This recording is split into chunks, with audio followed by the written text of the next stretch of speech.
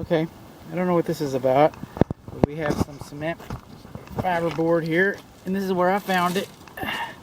Just want to look underneath it. This is the patio cover, and as you can see, we've got some unconventional flashing over here. There'll be other pictures of that. Some of this has been replaced, some of it has not. Okay.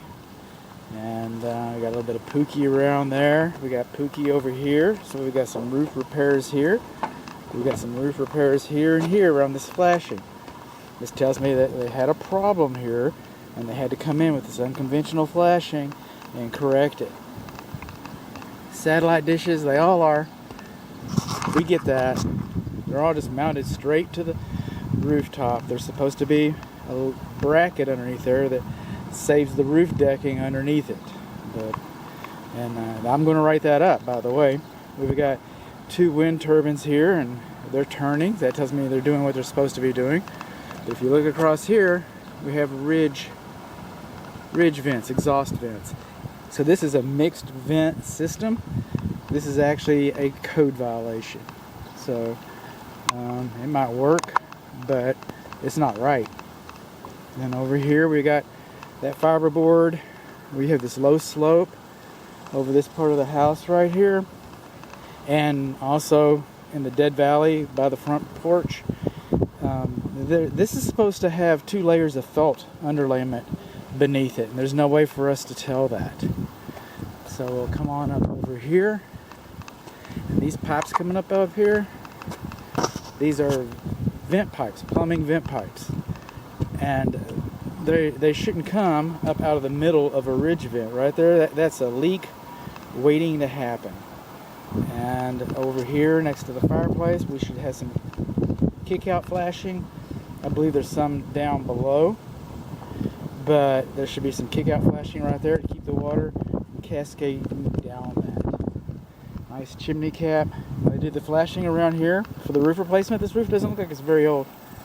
There's that other dead valley I was talking about. I can't tell what kind of underlayment's beneath that.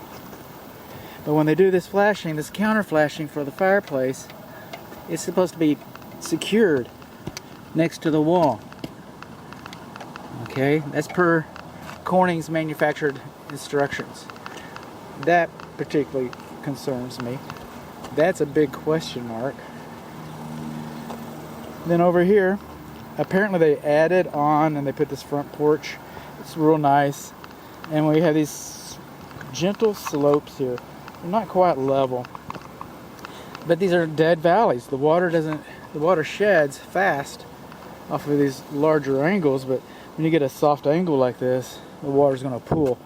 Now all roofs leak. This roof will leak. We don't know where it's going to leak, but this isn't going to help. Okay, if it leaks there, we wouldn't be surprised. I'm not saying that it will leak there. It probably leaks someplace else. These shingles should be tighter right here along the ridge. What else can I find here? Overall it looks, we got some humping over here. I don't know if the camera's going to pick that up really well. I don't even feel it. Okay, but there's a bump right there underneath my feet. House is facing north, so that would be on the east slope over there. And that's really about it for this roof system, except all skylights leak. But